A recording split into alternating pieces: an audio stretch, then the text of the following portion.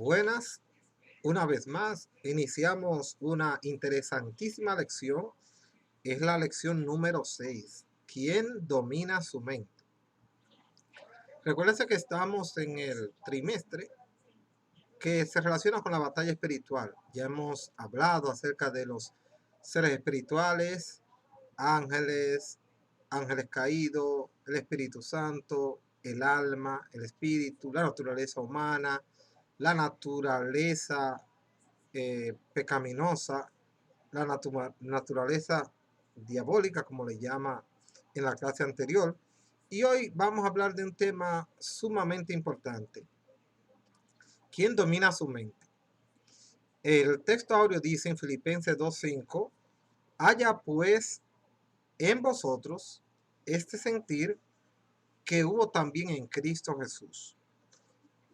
Y la verdad práctica dice los sustantivos mente, sentimiento y entendimiento pertenecen a la esfera del intelecto, que permite a la persona aprender, desear, pensar y actuar. Esta clase está basada en la epístola a los filipenses. Oremos para que Dios nos bendiga y nos permita aprender de esta interesante lección. Padre amado, gracias por el contenido que vamos a disfrutar en esta lección. Permite que sea de edificación, de bendición y fortaleza. Ayúdanos a poderlo captar y entender. Dame la posibilidad de hacerle una transmisión del mensaje que tú quieres a tus hijos, bien comprensible, donde ellos hagan edificados. Gracias, Padre, en el nombre de Jesús. Amén. Pues seguimos, hermano. Miren, uno de los mayores problemas que he visto que muchos cristianos no pueden disfrutar de la felicidad que el Evangelio en sí mismo puede producir en una persona es porque realmente sus mentes no han sido transformadas. Es decir, ellos aceptan la Biblia y el mensaje, pero no le permiten al Espíritu Santo que haga una transformación en su vida, de tal manera que no son capaces de disfrutar, asistir a la iglesia, adorar a Dios, orar, leer la Biblia. Esas cosas les son de cierta pesadumbrez a algunas personas. ¿Por qué? Porque no ha ocurrido en ello una transformación tal que haya un deleite, como decía el salmista, que él prefería mejor estar un día en la casa de Jehová que 1000 fuera de ella. Entonces, ¿qué quería decir? O sea, esa persona que escribe este texto había encontrado un deleite tal en estar en la casa de Dios adorándole, que él necesitaba estar en la casa de Dios haciendo esto para su existencia. Alabado sea el nombre de Dios. Entonces, pero hay cristianos, hermanos, que están locos que se acabe el culto cuando ellos llegan para ir a terminar de ver una serie o para volver a la casa a hacer algo. No estamos diciendo con esto que vamos a hacer cultos que acaben a las 2 de la mañana, a las 3. No, lo que quiero decir es que una vez salgamos con la disposición de rendirle a Dios un tiempo de adoración y alabanza, hagámoslo de tal forma que haya en nosotros un regocijo, una alegría en hacer esto, de tal magnitud que nada nos pueda robar ese gozo y esa felicidad. Bendito sea el nombre de nuestro Dios. Dice aquí, hermano, que el milagro del nuevo nacimiento recibió el proceso de metanoia quien haya experimentado el nuevo nacimiento. ¿Qué es la metanoia? Ay, Dios mío, yo tengo metanoia. Es sencillamente, metanoia es la transformación plena de la mente y del pensamiento, pero algo que solo el Espíritu Santo puede hacer. La lección de esta semana tiene como propósito la reflexión introspectiva acerca de las actitudes, de las decisiones y de la manera de vivir de los que se dicen discípulos del Maestro. Filipenses. Es una epístola que retrata muy bien este tema y es donde está fundamentada la base bíblica, histórica y contextual de este tema que vamos a desarrollar. Repetimos, Filipos, de donde viene la carta a los filipenses, es la base de esta lección. Ahora bien, ¿qué era Filipos? Para que entendamos. Bien, era una colonia romana, una colonia del Imperio Romano. Era una de las ciudades principales de Macedonia. Pablo estuvo en aquella ciudad durante su segundo viaje misionero y allí se fundó, oigan bien, en Filipos fue que se fundó la primera iglesia del continente europeo. La primera iglesia del continente europeo, ¿dónde fue que se fundó, hermano? En Filipos. ¿Cómo aconteció esto? Bueno, cuando el apóstol Pablo llega a esa ciudad, ustedes pueden buscar la historia, hermano, él se acerca al río donde habían unas mujeres que estaban haciendo ciertas labores y allí se encontró con una mujer comerciante llamada Lidia, la cual vendía tela de púrpura. Esta mujer, pues, escucha el evangelio que predica el apóstol Pablo le hace el llamamiento y es una persona que abraza la fe cristiana y le brinda automáticamente al apóstol y su acompañante un lugar donde estar y desde donde continuarían haciendo el trabajo misionero de la propagación del evangelio. El apóstol Pablo estuvo allí relacionándose y predicando la palabra de Dios e impartiendo. Fue allí, hermanos, si ustedes buscan en la historia de los hechos, que cada vez que el apóstol Pablo iba del camino de la casa de Lidia hacia este lugar donde se reunían muchas mujeres a predicar, iba la muchacha gritándole, la muchacha que tenía el espíritu de adivinación, mire, estos son los siervos del Dios viviente. Y el apóstol Pablo llegó un día que la reprendió, y al reprenderla sabemos que eso trajo una consecuencia, que aquellas personas que se enriquecían con las adivinanzas que esta muchacha hacía, pues vieron amenazada su riqueza y crearon un escenario para expulsar al apóstol Pablo de aquel lugar debido al daño para ellos que le había hecho al reprender el espíritu de adivinación que tenía la joven. Damos esto para que ustedes ubiquen en lo que era esta ciudad, el mensaje de Pablo, el ambiente que se vivía, las personas que allí compartían. Entonces, hermano, esta doctrina que es escrita para los filipenses no era para solucionar problemas doctrinales. Esa no era una iglesia con conflictos, con situaciones graves, no. El apóstol Pablo, hermano, uno de los propósitos principales estaba vinculado con la amistad y el amor recíproco, tanto el que sentía el apóstol Pablo por ellos, como el que sentían ellos por el apóstol Pablo y como el que sentían ellos entre sí. Esta iglesia, inclusive, fíjese que el apóstol Pablo no predica en sinagoga, lo que indica que la iglesia de Filipos no tenía el problema que el apóstol Pablo había encontrado en otras zonas, pueblos y ciudades que tenía que pasar y donde fundó iglesia, que encontraba una fuerza de resistencia por los mismos judíos al nuevo evangelio, como ellos le llamaban de Jesucristo. Aquí el apóstol Pablo no tuvo esa situación.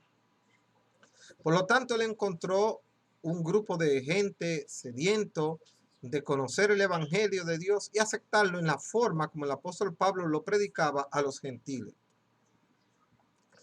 Habían problemas normales como se dan en todos los lugares, hermanos. ¿Por qué? Porque donde hay personas, hay situaciones que usted puede encontrársela abrumadora, grande,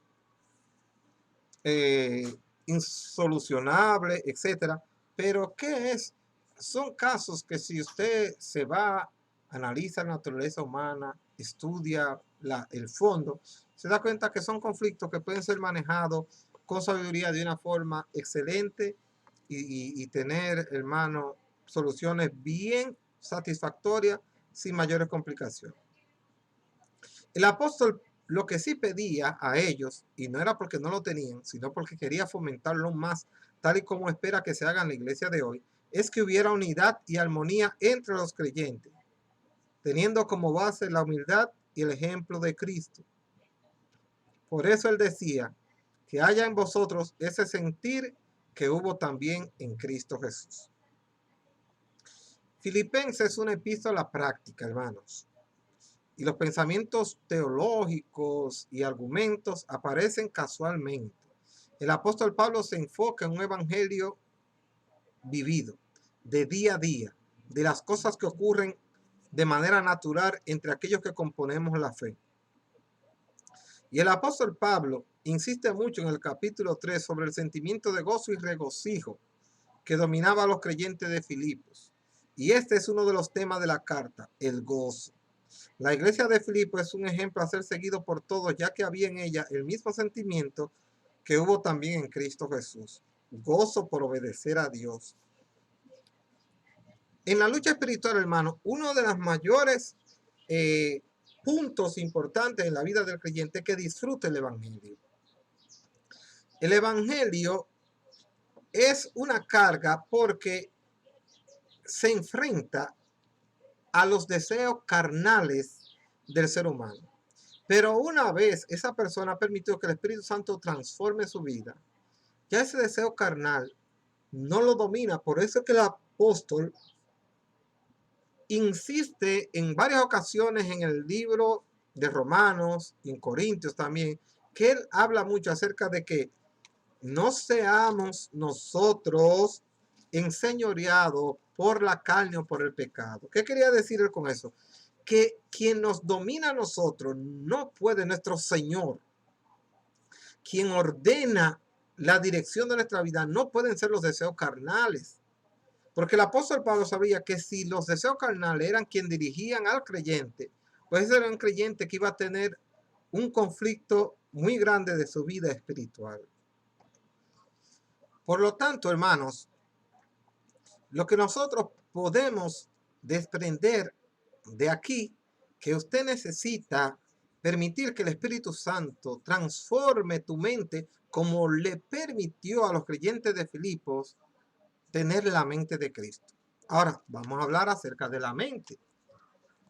Sobre la mente en el contexto bíblico. Mire, hay diversos términos en las lenguas originales de la Biblia, que sabemos que son el hebreo, el griego, el arameo, y sus derivados. Para ello vamos a estudiar algunos de estos términos. Aquí vamos a, no todos, pero algunos que son fundamentales. Mire, el primero que vamos a evaluar es el término nous, en su idioma, ¿verdad? Que se traduce mente en la Biblia. Pero ¿a qué mente se refiere ese? Bueno, se refiere a la facultad psicológica.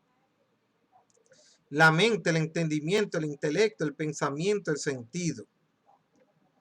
La mente con la capacidad psicológica, que es lo que tiene el ser humano, su capacidad de entendimiento, de analizar, de pensar. En la presente lección, el sentido de esta palabra es de una facultad psicológica que envuelve comprensión, raciocinio, pensamiento y decisión.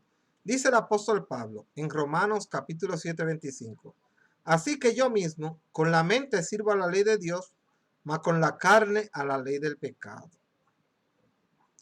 ¿A qué mente se está refiriendo el apóstol Pablo cuando habla acerca de servir a la ley de Dios? Se refiere a esa mente que había sido regenerada en contraste con la carne, sin el control del Espíritu Santo.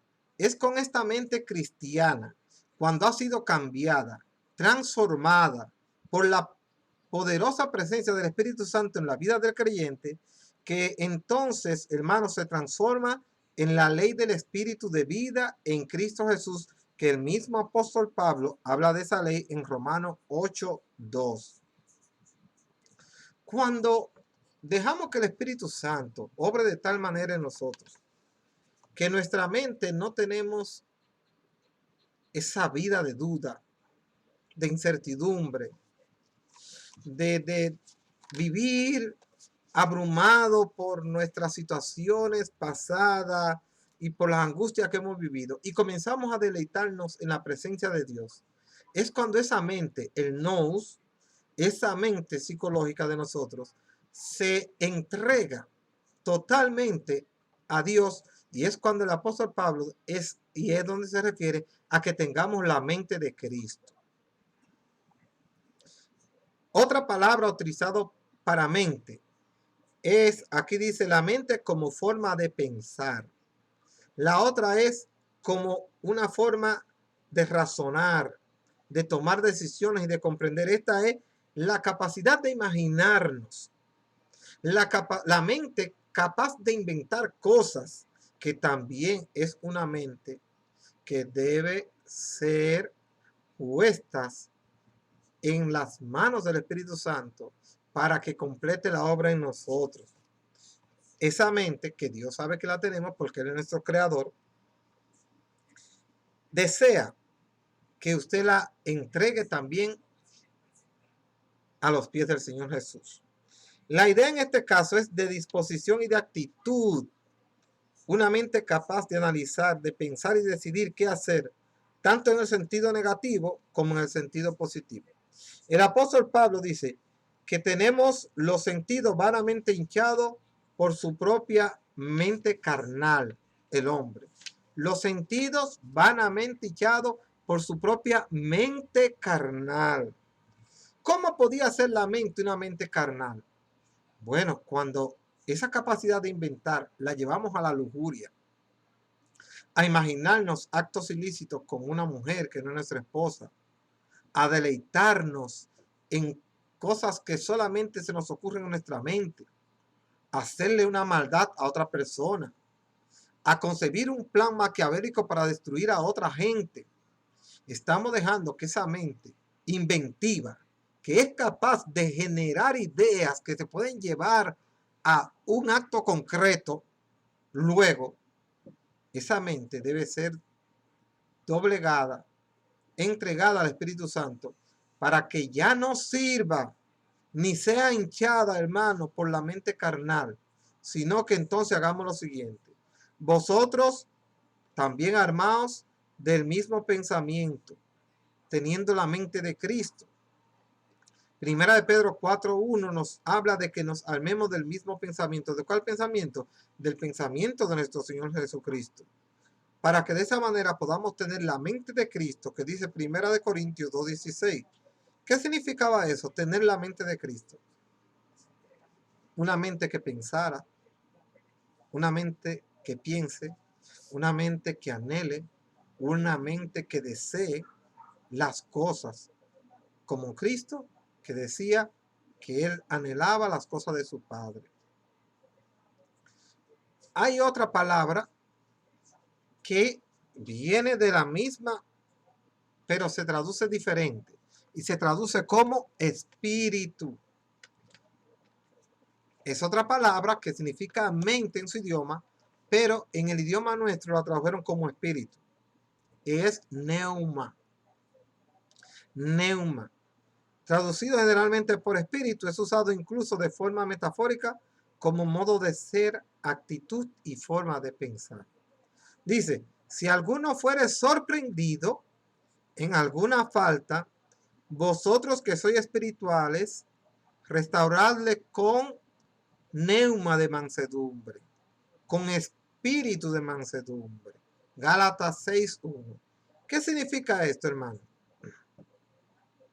Aquí la mente es una actitud, ya no solo un pensamiento, ya no solo un deseo, más bien es un pensamiento acompañado de determinada forma de actuar. Cuando aquí le dice restaurarle con espíritu de mansedumbre, con mentalidad de manso, con un neuma de tranquilidad, una actitud o modo de ser que refleja la forma como una persona encara o piensa sobre un asunto. Esta expresión es usada en contraste entre lo divino y lo meramente humano. Muchas personas, amados hermanos, en conflictos, y se ha dicho que muchas veces no es el problema en sí la situación grave, sino la reacción suya ante el problema. La reacción que tú haces ante un problema, eso es importante. Aquí el apóstol Pablo nos está diciendo a nosotros que si encontrábamos un hermano cometiendo alguna falta, que no lo castigáramos, que no lo matáramos, que no lo acribilláramos, que no lo calumniáramos, no, sino que, ¿qué hiciéramos? Que con espíritu de mansedumbre pudiéramos restaurar a esa persona. Pero ese espíritu de mansedumbre empieza en la mente. ¿Cómo era capaz uno de ver una persona cometiendo una falta y en vez de castigarla, como decía la ley, que lo mataran a pedrada, ahora venir con un espíritu de amor? Porque habíamos aprendido, ¿por qué? Porque tenemos la mente de Cristo. ¿Qué fue lo que Cristo hizo cuando encontró a la mujer prostituta? Igual que los demás, tomar una piedra para... No, no, no. Él fue en defensa de ella. ¿Qué fue lo que hizo Jesús cuando encontraba a un pecador, a un publicano? Difamarlo, hacerlo ver como los asesinos del pueblo. No, él los veía como almas necesitadas de salvación. Él les decía que siguieran su vida pecaminosa. No, como le dijo a la mujer, ¿verdad? A la mujer, la prostituta, le dijo, no, mira, vete y no peques más. O sea, yo no te voy a condenar, pero no te voy a aplaudir lo que tú haces. Lo que quiero es que haya una restauración en tu vida. Lo que Cristo quiere en nosotros es que haya un cambio en nuestra vida. Lo que Cristo procura es que haya en nosotros una transformación. Pero Él quiere que ese amor que Él nos tiene a nosotros, tú y yo se lo tengamos a los demás, a las personas que nos rodean, a las personas que van a nuestra congregación, a las personas que son nuestros amigos. No para que ellos abusen, no para que ellos, ¿verdad?, abusen no solo de nosotros, sino también de la sangre de Cristo. Pero sepamos bien, hermano, que es con amor y con espíritu de mansedumbre.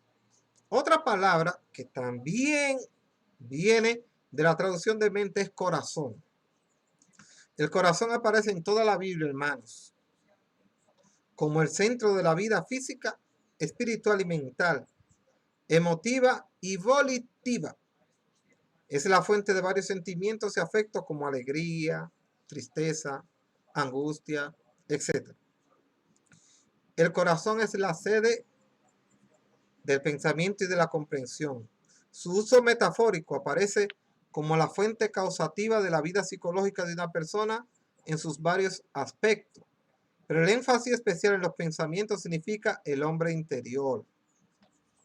El corazón, que decía el mismo Jesús, que el buen hombre, ¿verdad?, del tesoro del buen corazón saca las cosas. Pero nosotros sabemos que el corazón es un órgano. Ese corazón al que se refiere ahí no es el órgano que bombea sangre. Es esa parte humana donde se define la calidad del ser humano. Por eso Dios insiste tanto en que el hombre llene su corazón de tesoros buenos para que pueda sacar de él corazón cosas buenas. Usted muchas veces dice, ¿cómo es posible que fulano, que fulana haga tal cosa? Porque su corazón no tiene buenos tesoros.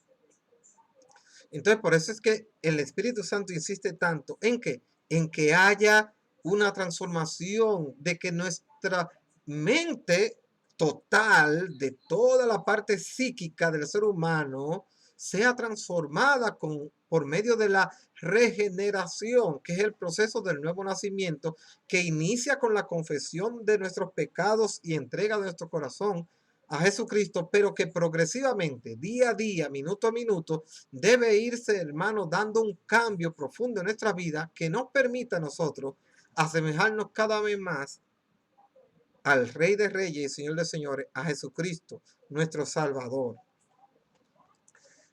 Pero ¿qué podemos decir nosotros? Ya hablamos acerca de la mente, pero la mente que Dios quiere que tú tengas es la mente de Cristo. sobre la mente de Cristo, hermano.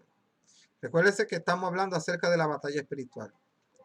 Es difícil un cristiano, hermano, tener una vida cristiana victoriosa con una mente que no sea una mente dominada por los pensamientos que Cristo tenía.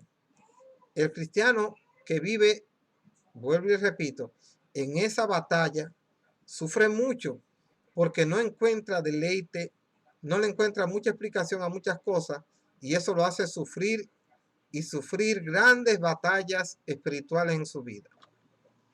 Nuestros hermanos de Filipos vivían felices y alegres porque su mente había sido transformada. Su mente había sido transformada, hermano, y ellos disfrutaban del evangelio. Por eso el apóstol Pablo dice, regocijaos. Otra vez digo, regocijaos en el Señor. Mire, la palabra regocijaos, eso era un saludo griego. Como nosotros decimos, Dios te bendiga, la frase muy popular ahora, bendecido. Los griegos se saludaban así, regocijado, alégrate, feliz. Ahora, el apóstol Pablo introduce un elemento nuevo en esta salutación y le dice, regocijaos siempre en el Señor. Porque el regocijo para el apóstol Pablo, el verdadero regocijo estaba en el Señor. Cuando tú encuentras regocijo en el Señor, hay elementos externos que pueden tratar de robarte ese regocijo. Claro, y que van a batallar para quitarte a ti esa alegría. Pero como el gozo del Señor es tu fortaleza, tu fuente principal de gozo no se extirpa, no se interrumpe, entonces tú eres capaz de, a pesar de afrontar dificultades grandes en la vida, mantener la alegría y el gozo de vivir, porque el Señor es tu fortaleza. El apóstol Pablo le soltaba a los Filipos, a los filipenses, que mantuvieran una actitud de regocijo, de alegría, de paz y de gozo, porque habían sido realmente ellos transformados y renovados por el poder del Espíritu Santo. Es una actitud de quien tiene la mente de Cristo con relación a las personas como la ven. El apóstol Pablo mandaba a los creyentes de la iglesia, a los filipenses, que ellos no tuvieran más alto concepto de sí que el que deben de tener, indicando que todos se valoraran como personas importantes. Cuando tú consideras a los demás importantes sin nunca menospreciarte tú, está tomando una actitud correcta. Porque si las demás personas que te rodean son importantes y tú también eres importante, tú estás en un ambiente de gente importante, pero no algo ficticio que nos creamos. Somos gente importante. No, no, no. ¿Sabes por qué somos importantes? Porque somos criaturas de Dios. Somos una creación especial que realmente Dios se dedicó para crearnos. Nosotros tenemos que darnos nuestro valor de lo maravilloso que somos y de no menospreciar a nadie, no importa. No importa, los demás son seres humanos. Y el apóstol Pablo quería motivar esto y felicitaba a los filipenses por tal actitud. ¿Y saben qué, hermano? Es lo que Dios espera de todos nosotros. Dios espera encontrar en nosotros gente que amen a su prójimo como a sí mismo. Nuestra gratitud a Dios. Los filipenses vivían en un clima de persecución religiosa. Pablo estaba en la prisión. Mas nada de eso era problema suficiente para robar, el gozo de los creyentes. El gozo de Jehová es vuestra fortaleza. Es vuestra fuerza, Nehemías 8:10. Aún en las dificultades. Porque es que el creyente que tiene una mente guiada por Cristo no se desespera. ¿Por qué? Porque antes que él hace, sus peticiones son llevadas a la presencia de Dios, como él les exhortaba, en toda oración y ruego con acción de gracia. El apóstol Pablo se lo dijo a ellos. Antes bien sean conocidas todas vuestras peticiones en toda oración y ruego con acción de gracias. La paz de Dios.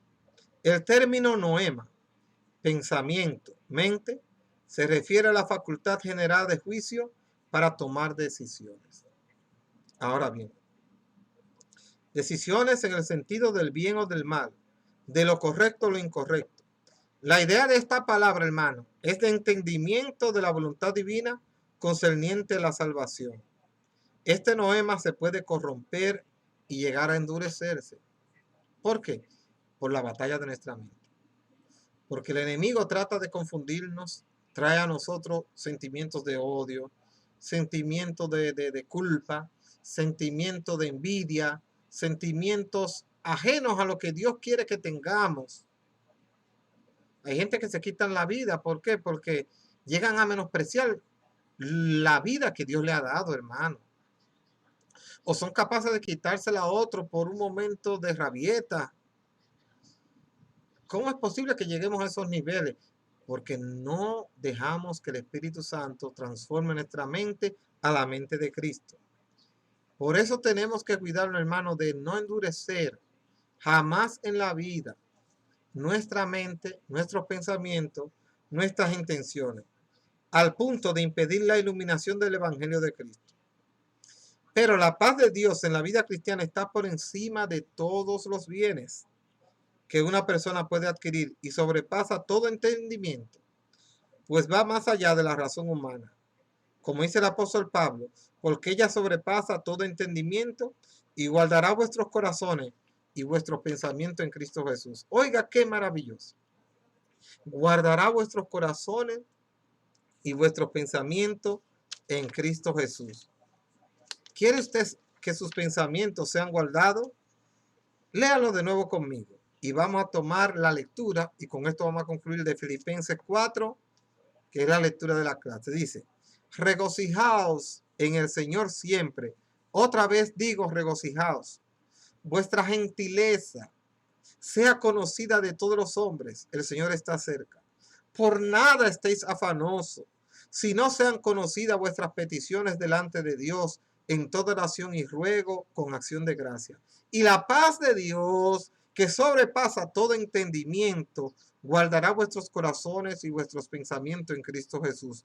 Por lo demás, hermano, todo lo que es verdadero, todo lo honesto, todo lo justo, todo lo puro, todo lo amable, todo lo que es de buen nombre, si hay virtud alguna, si algo digno de alabanza, en esto pensad. Lo que aprendisteis, recibisteis y oísteis y visteis en mí, esto haced, y el Dios de paz estará con vosotros. Amados hermanos y amigos que han compartido este momento con nosotros, qué bueno es, ¿verdad?, que pongamos nuestra mente a pensar en las cosas más sanas, que nos llenen de más alegría, de más amor. Vamos a empezar a darle a nuestra mente ese espacio que se lo merece, de alimentarse de las cosas buenas y positivas que hay en el mundo, que el mundo está lleno de cosas maravillosas. Dios lo creó. Y Él mismo, nuestro Padre, tiene en su palabra una fuente tan vasta de cosas hermosas y preciosas para alimentar nuestra alma, que solamente debemos darle el espacio al Espíritu Santo para que pueda hacer ese trabajo y permitir, hermano, entonces nosotros tener esa parte victoriosa. Por eso la lección de hoy es: ¿quién domina su mente? ¿Qué es lo que domina tu mente? ¿La preocupación? ¿O saber que tienes un Dios que cuida de ti, que es poderoso y que es amoroso? ¿Qué domina tu mente? ¿La angustia del momento que estamos viviendo por la enfermedad? ¿O saber que hay un Dios que, a pesar de todo eso, en situaciones como esta, ha venido en socorro y ha estado presente con aquellos que le sirven y le adoran? Hay muchas cosas, pero lo mejor es que tú te pongas en las manos de Dios, y tal y como dice el apóstol Pablo, hermano, entonces lo que aprendisteis y recibisteis y oísteis y visteis en mí, esto haced, y el Dios de paz estará con vosotros. Vamos a procurar que el Dios de paz esté con nosotros y vamos a decirle al Dios de paz, toma el control de mi vida. Adiel Taveras Sangomás, ese es mi nombre, quien comparte contigo esta lección de hoy. Y recordamos que nos congregamos en la iglesia, el Centro de Restauración Espiritual Fe y Liberación, que pastorea Miqueas Taveras y Rosa Marte de Taveras. Así que comparte con tu familia, comparte con hermanos de otra congregación, comparte este lindo mensaje. Dios te bendiga y Dios te guarde grandemente.